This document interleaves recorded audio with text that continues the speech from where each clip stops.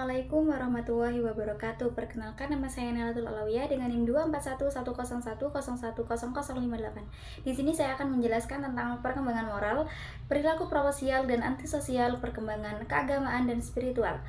Perilaku proposial adalah perilaku baik yang dilakukan untuk membantu orang lain tanpa mengharap imbalan. Contohnya memberi bantuan, berbagi, peduli, dan punya empati. Perilaku proposial menurut William Damon terjadi bertahap seiring usia anak. Yang pertama, usia 3 tahun. Anak mulai berbagi tapi belum karena empati. Mereka hanya meniru atau sekedar ikut-ikutan. Yang kedua, usia 4 tahun. Anak mulai sadar pentingnya berbagi dan merasa punya tanggung jawab untuk melakukannya. Yang ketiga, usia sekolah dasar. Anak mulai menerapkan perilaku proposial secara konsisten dalam kehidupan sehari-hari. Yang keempat, pada masa remaja, perilaku proposial meningkat karena empati dan kepedulian makin berkembang. Perilaku proposial ini lebih dominan terjadi pada remaja perempuan dibandingkan remaja laki-laki. Aspek penting perilaku proposial, ada dua hal penting dalam perilaku proposial. Yang pertama yaitu memaafkan. Artinya kita tidak menyimpan dendam, kita bisa menerima kesalahan orang lain dan tetap berbuat baik. Yang kedua, bersyukur. Ini berarti kita berterima kasih atas kebaikan atau bantuan dari orang lain. Perilaku antisosial adalah tindakan yang melanggar aturan atau norma sosial, menyakiti orang lain secara fisik atau emosional, merusak diri sendiri, baik secara langsung maupun tidak langsung. Contohnya berkelahi, berbohong, atau merusak barang. Bentuk utama perilaku antisosial, yang pertama, gangguan perilaku. Ini terjadi saat seseorang sulit mengontrol emosi dan tindakannya. Yang kedua, kenakalan remaja adalah pelanggaran norma atau hukum yang dilakukan oleh remaja, bisa merugikan diri sendiri, orang lain, dan lingkungan.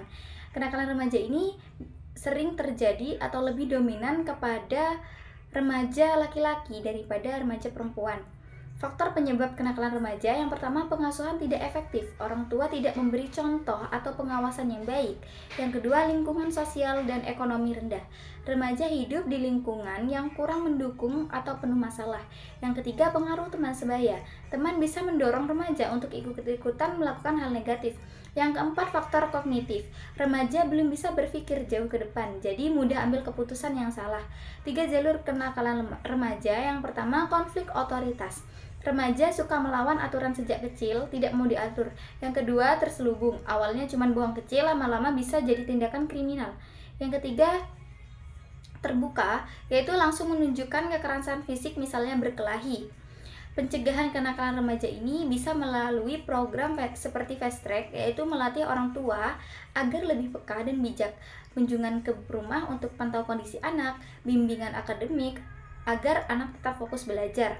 Perkembangan religius, pada yang pertama, pada masa kecil.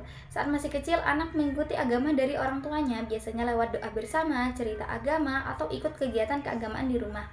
Jadi, orang tua punya peran penting dalam menanamkan nilai agama sejak dini. Pada masa remaja, religiusitas mulai meningkat sejak usia 14 tahun, namun mengalami penurunan di usia 15-18 tahun karena masa pencarian jati diri dan pengaruh lingkungan.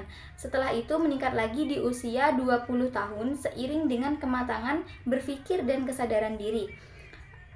Pada masa remaja, mereka mulai mencari arti hidup dan diri mereka siapa sebenarnya. Disinilah agama berperan penting untuk membantu membentuk identitas diri dan nilai moral. Saat remaja menuju dewasa awal, mereka mulai fokus pada pencarian jati diri. Mereka bertanya seperti siapa aku atau kenapa aku hidup. Identitas agama yang terbentuk sejak kecil bisa berkembang lebih dalam, tapi tidak harus ditinggalkan. Dampak positif agama pada remaja, yang pertama, agama bisa mengurangi perilaku negatif seperti merokok, minum, dan bolos sekolah. Yang kedua, agama juga membantu remaja lebih tenang secara mental dan menjaga hubungan baik dengan keluarga. Mungkin itu yang dapat saya sampaikan, kurang lebihnya mohon maaf. Wassalamualaikum warahmatullahi wabarakatuh.